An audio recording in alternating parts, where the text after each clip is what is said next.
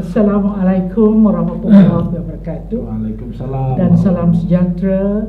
Terima kasih kepada anak di Dawam dan anak di Rizal memberi kesempatan kepada kami yang sudah di ujung usia untuk memperkatakan sesuatu tentang manuskrip atau naskah di Nusantara, ya. Jadi, insya-Allah saya akan cuba sebaik mungkin. Baik, sebenarnya dari sejarah saya tidak mengkaji tulisan Jawi pada mulanya, sebab saya terus berkecimpung dengan tulisan Ono Coroko Jawi. Tapi saya melihat cuba mencari dari perspektif Islam di situ. Misalnya tokoh Ronggo Warsito. Kalau masyarakat Jawa ataupun halayak Jawa memang kenal sangat dengan Raden Ngabihi Ronggo Warsito yang berkecimpung dalam artinya Keraton Surakarta. Dan satu karya beliau yang saya ambil dua sebenarnya yang saya kaji. Pertama cerita Panji Jayeng Tilem dan yang keduanya adalah Jayeng Boyo. Dan Jayeng Boyo ni saya melihat banyak katanya dengan agama. Sebab di akhir tembang itu ada tulis yen aku dadi Gusti Allah. Itu dia. Dan selepas saya bertugas di UKM, selepas menyelesaikan PhD itu, saya berkarhaluan tidak mengkaji lagi teks Jawa, tetapi berterusan dengan cerita Panji yang berkaitan dengan Inu Kertapati dan Raden Galuh Cadrakrana. Dan tapi saya terus menelusuri teks-teks Melayu bertulisan Jawi ketiga yang tersebar luas di tempat kami di Malaysia itu, di beberapa tempat dan juga di Indonesia. Okey. Dan saya bekerjasama yang pertama tentang hikayat Hang Tuah sebagai disebut mula itu ialah sebenarnya telah dikaji secara tuntas oleh Kasim Ahmad, dan saya hanya diminta dalam 1992 atau 3 begitu oleh Dato' Asad Ahmad untuk menambah pendahuluan dalam teks tersebut, ya. Malangnya saya tidak ada teks buku itu di sini, tapi ada saya sudah hadiahkan pada pusat ini, ya. Jadi di situ saya melihat perspektif Melayu dan Islam, menggambarkan bagaimana Hang Tuah itu cintakan ilmu, cintakan pembelajaran, sehingga kan Hang Tuah ini mempelajari hampir 12 bahasa. Itu menunjukkan yang orang Melayu itu sentiasa hauskan ilmu, sentiasa mencari atau mencuba mendapatkan sesuatu yang boleh digunakan pakai dalam kehidupan. Ini menarik sekali. Dan lepas itu saya sambung juga penelitian dalam bentuk tulisan Jawi ke Rumi, iaitu dengan syair Ken Tambuhan yang ditulis dalam tulisan Jawi, ya. Tulisan Jawi itu maksudnya ialah ejaan Jawi dahulu agak berbeza dengan sekarang. Kalau dulu tidak ada vokal alif, ya atau waw. Kalau sekarang ini kalau kita eja baru ba, alif, ra, waw, betul kan? Kalau dulu mungkin hanya bara saja mungkin. Tapi kita harus lihat tentang konteks ikatan itu dalam ayat, sesuai atau tidak. Ini dia persoalan. Okey, baik. Jadi cerita syair Ken Tambuhan itu ialah tentang Panji.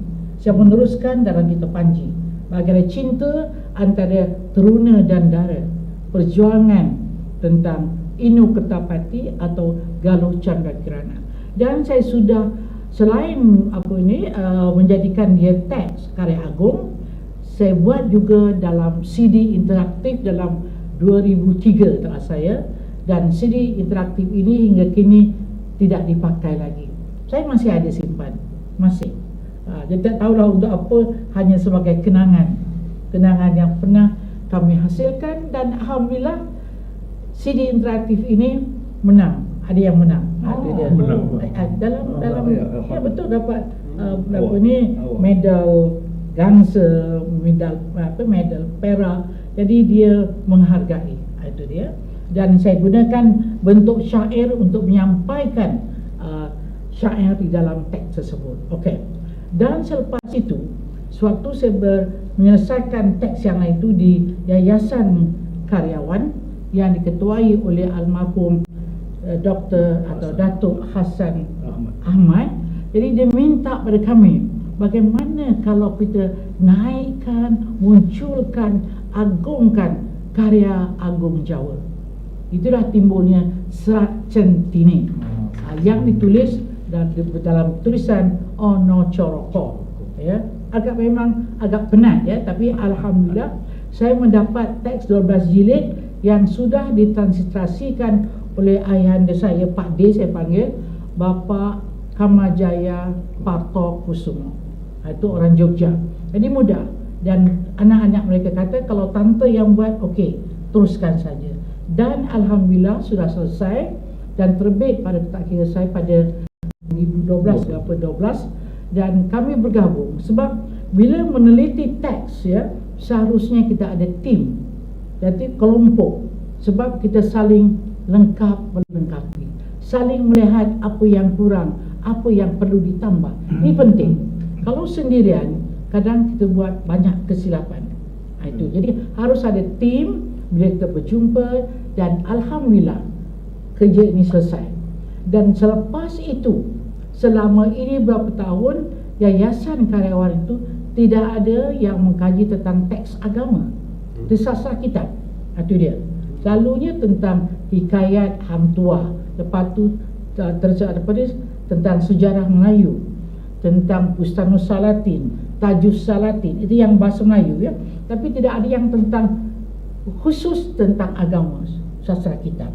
Jadi kami diberi peluang, dikata bagaimana kalau kita pilih satu kitab yang digunakan pakai dalam masyarakat Melayu, terutama oleh pengarangnya Syekh As-Samad Ustaz As-Samad Al-Imbani. Jadi kami mencari teks itu sampai kami bermukim, itu dia, kami berdua bermukim di Jakarta, iaitu di Jalan Salemba Raya, ya bang, ya. Ada waktu itu perpustakaan pun masih perpustakaan lama. Dan alhamdulillah dengan bantuan anak-anak yang ada di perpustakaan itu, sebab naskah yang kami lihat itu kebanyakannya sudah boleh katakan berkecai. Itu dia. Jadi amat sulit, amat susah untuk digambarkan atau difotokopi, ya. Jadi alhamdulillah dengan kerjasama anak-anak di situ, dan satu lagi seorang lagi yang sudah meninggal sebagai ketua, Haji Sanwani. Jadi kami memang berhutang budi pada almarhum Haji Sanwani yang tinggal tidak jauh dari lapangan terbang di Jakarta. Jadi alhamdulillah kerja yang untuk menyalin kembali itu dapat daripada microfiche yang besar tu. Jadi yang kalau seusia saya melihat tu akan mengambil masa. Jadi kita bantu dengan cara tenaga muda yang ada. Tapi harus ada perincir. Betul kan? Ya, alhamdulillah kami disediakan perincir oleh Yayasan Karyawan. Itu yang penting. Dalam apa saja penelitian, wang penting. Tanpa wang mungkin batal. Jadi alhamdulillah, ya. Jadi selesai, dan kami lihat rupanya teks Syarul Salikin itu bilangannya, lembarannya itu ialah 2798. Punya 2798 halaman. Bayangkan, nak kita cuba transisasikan ke dalam tulisan Rumi. Jadi bayangkan, bukan satu kerja yang mudah. Harus perlukan ketenangan, harus memerlukan satu suasana yang mendamaikan. Ini penting. Itu dia. Dan kalau ada gangguan emosi, itu masalah. Ya. Tapi alhamdulillah, sewaktu kami bertugas di Brunei, kami dapat bantuan daripada pelajar Abang Ghazali di Kupu SP College Agama, ya. Ya, di Brunei Darussalam, dan mereka membantu dan saya memantau. Ya, sebab bila kita membuat kajian naskah, ya, mentransitasikan teks atau naskah Melayu dari Jawi ke Rumi itu, kita harus tahu betul-betul. Sebab ejaan lama tak sama dengan ejaan sekarang yang saya sebut tadi. Misalnya permulaan dalam Hikayat Iskandar Zulkarnain. Dimulai dengan perkataan wabihi nasta'in, ya, itu dengan bahasa Arab. Tapi ada juga teks yang dalam Syarhus Lakin itu memulai dengan kumulai. Saya pernah menguji pelajar, ya, apa bunyi kaf mim lam alif hamzah, ya. Banyak yang berbagai-bagai bunyinya. Kumulai pun ada, segala macam. Tapi sebenarnya kumulai. Dia sambung semua tu. Kaf, mim, lam alif, hamzah, ya. Hebatnya orang Melayu ni. Dia ada ilmu terengkas, katanya shorthand. Itu dia, pendek. Sebab dalam tulisan Jawi itu satu tidak ada tanda baca. Jadi bagaimana kita nak baca ni? Itu satu, ya. Harus sesuai dengan konteks ayat. Itu dia. Baik. Selain itu, dalam teks Jawi ini, dalam naskah Jawi ini, tidak ada koma, tidak ada full stop atau tanda noktah, dan tidak ada huruf besar. Itu satu. Jadi bagaimana kita nak memutuskan antara satu ayat dengan satu ayat, satu perenggan dengan satu perenggan. Ini persoalan juga. Salah kita memutuskan akan beza makna. Itu dia. Misalnya perkataan zal kaf ra, bunyi apa tu? Zikir. Dan lagi boleh bunyi apa? Yang lain. Yang lain, betul kan? Jadi lihat konteks ayat. Itu dia. Ini penting sebenarnya. Jadi sebelum kita buat mengkaji satu naskah itu, kita sampai sebutkan dalam kuliah harus lengkapkan diri kita itu dengan lima perkara. Betul, ya? Pertama, kita harus bersedia. Kita lihat diri kita sendiri. Mampu tak kita membuat kerja-kerja begini? Itu satu. Artinya fizikal kita harus sihat, harus stabil. Kalau sentiasa sakit-sakitan, tak usahlah. Kedua, emosi kita. Sebab ini satu perjalanan yang agak gersang, sendirian gitu kan. Jadi agak senang terganggu. Jadi emosi kita harus stabil juga. Dan lepas itu tentang akal, tak salah saya, kita harus terbuka. Ada orang komen atau beri komentar, kita harus menerima dengan secara terbuka. Itu dia. Dan keempat itu ialah spiritual. Artinya harus ada hubungan kita dengan Subhanahu wa ta'ala, Allah Subhanahu wa ta'ala. Sentiasa memohon satu jalan dipermudahkan, itu penting. Dan yang kelima itu yang paling penting, keuangan. Tanpa wang semuanya tak boleh jalan. Betul, ya? Betul. Itu dia penting tu, ya. Sebab ada imbuhan. Itu yang menarik. Sebab bila kita minta tolong, kita harus membayar sesuatu, memberi sesuatu. Orang berbudi kita berbahasa. Itu sebagai, sebab kita ni Melayu kan, orang berbudi kita berbahasa, orang memberi kita merasa. Itu dia. Baik. Lepas itu dalam teks tadi saya terangkan sedikit. Bila kita mentransliterasi teks atau naskah Melayu ini atau manuskrip Melayu ini, kita harus tahu teknik bagaimana membuatnya. Pertama, bagaimana permulaan perkataan, perenggan misalnya. Perkataan sebermula kita boleh gunakan, mulakan perenggan. Arakian boleh kita mulakan sebagai permulaan perenggan. Kalakian boleh. Syahdan boleh. Maka boleh kita mulakan ayat, dan boleh juga kita jadikan dia sebagai perkataan perenggan juga, ya. Dan dalam sebelum itu kita harus lihat dari segi sejarah, ya. Dalam kitab-kitab agama ni agak kurang menggunakan perkataan misalnya sebermula maka adalah. Itu termasuk sering dipakai dalam sastra hikayat. Itu dia. Sebermula maka adalah kata yang empunya cerita. Tapi kalau yang sastra kitab memang tidak ada. Memang boleh katakan jarang digunakan. Sebab sastra kitab ini boleh dianggap sebagai sakral, sacred, ya, satu yang kudus. Itu dia. Jadi harus dijaga tentang, bila kita selalu berkait dengan dosa dan pahala. Itu penting, ya. Sebab pengarang Melayu itu, saya pernah bincangkan juga, dia adalah penggubah, dia juga seorang penyadur, dia juga seorang penerjemah. Itu konsep pengarang Melayu. Tetapi, ya, dalam teks agama dia, mereka ini sering menulis susul galur keturunan mereka. Sebab dengan rasa tanggungjawab itulah dia akan membuat sesuatu yang tidak lari dari tanggapan untuk mendapatkan pahala. Itu penting.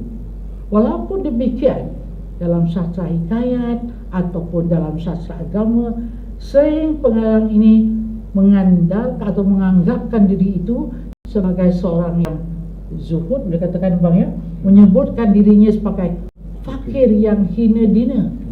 Itu dia. Sering dia tidak menunjukkan kesombongan di sini. Itu berbeza dengan keadaan pengarang sekarang. Sering menganggap ini saya yang buat, saya yang jumpa ini, teori ini saya yang buat, betul kan? Betul. Kalau dulu tidak. Itu sebabnya dalam boleh dikatakan karya-karya lama itu menganggap karya mereka itu adalah hak bersama. Kalau saudara melihat dalam teks hikayat Pendawa Lima misalnya, ada memang ungkapan di situ. Dia kata, kalau tuan-tuan nak tambah silakan, nak kurang silakan. Itu dia. Menarik sekali. Dan justru itulah dalam teks Melayu Lama atau hikayat ini kita lihat berbagai-bagai versi, sampai 5-6 versi. Jadi dengan justru begitulah yang boleh katakan, dengan begitu kita menemukan, boleh katakan, berapa versi atau version setiap satu judul hikayat. Contohnya hikayat Seri Rama yang berdasarkan dari Ramayana ya. Boleh berbagai-bagai cerita dalam itu berubah sebab pengarang itu mempunyai hak untuk merubah. Hikayat Pendawa Lima pun begitu. Dan ini juga berlaku kepada teks atau karya yang saya buat tentang Ronggo Warsito sama Jayamboyo. Sampai berapa tu tengok, ada yang hilang bahagian depannya, ada yang hilang bahagian tengah, dan ada yang hilang bahagian penghujung. Dan ada kalanya itu pula beberapa perkataan tu hilang. Mungkin masa tu penyalin tu mengantuk mungkin. Kita tinggal, lepas tu bila terjaga dia sambung aja, kemungkinan itu. Dan ada tempat yang itu terkena warna hitam, mungkin minum kopi kot. Tak tahulah waktu tu ada kopi ke tidak ya. Itu dia. Jadi begitulah halnya tentang teks ya. Tentang hikayat Sirama pun sama, hikayat Iskandar Zulkarnain pun sama. Sampaikan 17 versi bang ya. Ya, kami cuba mendapatkan dari Belanda, dan teks ini atau naskah ini sudah pun dikaji oleh Ibu Hamamah yang membuat PhD-nya di Belanda. Itu dia. Memang 17. Jadi berbagai-bagai. Itu dia. Ini menarik sekali. Cukup menarik. Tapi kalau naskah itu agama, jadi penyalin tak berani sebab ini dianggap suci. Ada kaitannya dengan dosa dan pahala. Itu dia. Ini menarik. Dan satu lagi teks yang mungkin suami saya akan boleh bantu nanti. Kami membuat kerja-kerja begini adalah dengan satu tim, kelompok. Ya, kelompok yang mengikut kepakaran, itu dia. Macam Abang Ghazali lebih kepada agama. Itu dia tahu, dan saya agak kurang, dan saya cuma bantu dari segi bahasa. Itu dia. Sebab bila penulisan tu kita melihat, melacaknya kembali dari segi pengarang dan kepengarangannya, teknik penulisannya bagaimana. Ini dia ya. Dan lepas itu dia harus menggunakan pendekatan filologi. Sama saya tak tahu sama di sini diperkenalkan atau tidak tentang filologi. Ini perlu bila mengkaji teks, itu dia perlu. Kalau kita nak membuat kajian yang benar-benar mendalam, kita harus tahu juga tentang tarikh sebuah karya itu ditulis. Misalnya kita boleh lihat dari segi penggunaan dakwatnya, penggunaan kertas yang digunakan, dan boleh dilihat dari segi teknikal itu. Ini menarik sekali. Sebab kadang satu lagi yang kita harus lihat, kalau hikayat ya, pengarang Melayu atau teks Melayu itu jarang menggunakan tarikh. Tarikh, tak ada tarikh, betul kan ya? Sebab orang Melayu ni dia jarang tulis tarikh. Dia sering kaitkan dengan peristiwa. Berapa umur anak ni? Sama umur dengan pisang tu. Betul kan? Lepas tu berapa umur ni? Alam masa Jepun naik dulu tu. Jadi kita tahu Jepun naik, kita harus melihat dari segi sejarah. Itu dia. Sejarah buku sidang. Jadi banyak ilmu bantu bila kita mengkaji teks. Kalau ingin mengetahui tentang budaya masa itu, harus lihat dari perspektif budaya yang menghasilkannya. Itu penting tu menurut saya. Okey, saya rasa setakat itu, atau boleh saya sambung lagi? Boleh, bro. Oh. Kan dia cakap lupa. Ini satu yang menarik lah sebenarnya. Tapi sesuatu kajian itu bukannya mudah. Itu satu. Kalau Syahrul Salikin itu pengarang menulis bang 10 tahun, kami juga hampir sama. Tapi Syahrul Salikin itu Abdul Samad Al-Albani dia sendirian. Kami berempat pun terkial-kial. Padahal sekarang ini ada dengan komputer, dengan ada lampu. Kita bayangkan pengarang pada waktu dia menulis, beliau menulis, tidak ada kemudahan begini. Tapi hasilnya hebat, sampai 2,000 halaman. Itu dia. Kita nak tulis satu lembar pun kadang-kadang, ini dia. 4 jilid dia, bro. Itu dia 4 jilid kami apakan. Jadi menarik dan saya sekerdil lah kalau bandingkan dengan pengarang Melayu lampau. Dan satu lagi yang menarik pada saya lah, hebatnya bahasa Melayu digunakan tanpa ada rasanya pengaruh pada bahasa Inggeris. Belum ada Inggeris masa itu. Kebanyakan pengaruhnya ialah bahasa Arab. Dan justru itu yang kita lihat dalam teks Jawi Melayu ini, dia menggunakan perkataan dan. Wow tu dan, betul ya? Dan. Jadi dan tu kadang kita boleh gunakan dia sebagai awal ayat boleh, dan kita boleh gunakan dia sebagai gabungan antara dua ayat. Kita lihat di waktu bila kita nak sesuaikan penggunaan dan ini. Ini menarik sebenarnya dalam teks ya. Itu juga kalau kita buat kerja-kerja begini, ketekunan itu penting. Tekun tu kena, dan committed. Itu dua. Tekun, committed, dan ada ganjaran. Tanpa tak ada. Itu. Oh, saya berhenti kat sini dulu lah. Rasanya banyak ni.